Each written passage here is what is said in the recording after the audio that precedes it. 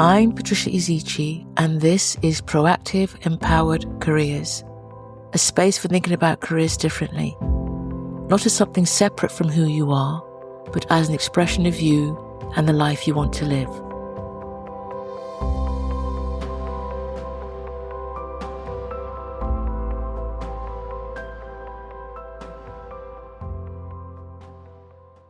Hello everyone and welcome back. At the end of the last episode, I mentioned we were going to do something different this week. We were going to pause for a moment, and that's because we've spent 11 episodes together. We've covered a lot, and some of it really deep territory. We've talked about feeling stuck, outgrowing things, identity. We've talked about learning to listen to yourself a bit more honestly and beginning to trust what you hear. We've explored permission and the invisible rules we live inside, what success actually feels like for you now, and finding congruence and choice in all its complexity. And then we looked at what commitment really is. So what we've been doing here is widening the way we look at careers and naming something that sits underneath all that. And that is that this isn't just about careers. It's about you and your relationship to yourself and what you notice, what you trust, what you allow, what feels true for you now. And all of that, that's internal work. And hopefully you've recognized that these haven't been conventional career conversations as you might know them. And that's been deliberate. Because if you remember, right at the beginning of this podcast, I said something that's at the very heart of all of this. That careers are not separate from who we are. They're expressions of who we are and the lives we want to live. And I want to bring that back into focus today. Because one of the things I believe very strongly after many years of doing this work is this. Most career conversations are far too narrow. They focus on roles, decisions, progression, strategy, what to do next, all the external things. And yes, those matter, but they are not the whole story, far from it. Because careers are not just made up of the roles and opportunities that we come across. They're made up of people, us, people with identities, with values, with histories, people with fears and responsibilities, hopes and dreams, with different capacities. People that are at different points in their life. And once you begin to really see that, you start to understand why this isn't something you can solve purely from the outside in. Because what often looks like a career question on the surface isn't just a career question at all. It's a question about you, about how much you trust yourself, about how much permission you give yourself, about what success means to you now, about whether your work and your life actually fit well together or even sit well together, about how much of yourself feels present in the way you're living and being, about who you are and what you want from your life. And that really matters. Because we don't just have careers. Those careers exist inside of our lives.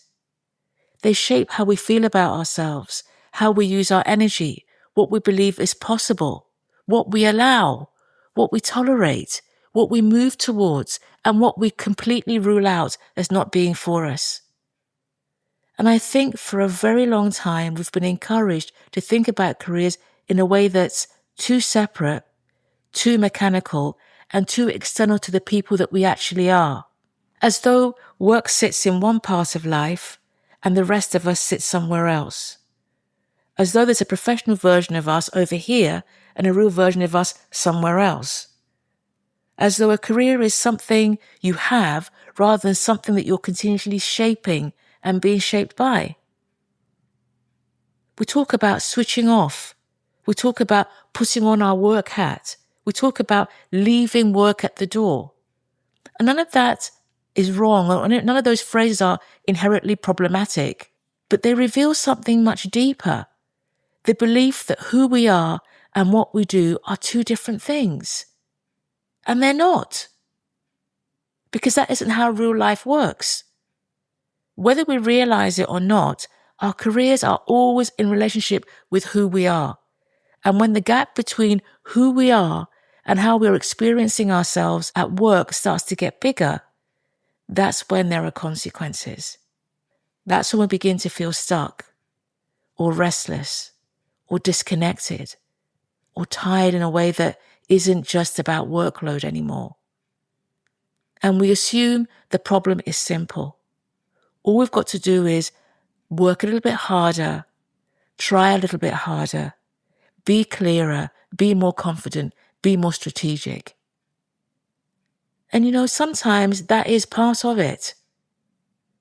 But often there's something else going on. Because many of us have inherited a version of what careers are meant to be without ever really questioning that. We've absorbed ideas about careers from everywhere around us, from family, from school, from workplaces, from what we see others doing. And then those ideas start to feel like facts, ideas about how we can progress, about stability, about what success is, about what it means to have a career, about what we can and can't have, about what we can achieve, about what is meant for us. The expectation that things always move upwards, that consistency equals success, that change is always about risk. And many of us end up living inside those assumptions without ever consciously choosing them.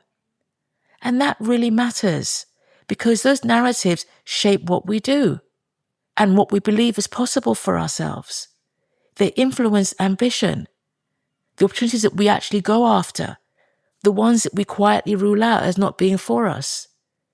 They shape how much agency we believe we have to create our own destinies and form them, whether we see careers as something fixed or something that we actively participate in shaping over time. So what we've been doing here is taking a pause to look again, stepping outside of inherited career narratives to ask different questions.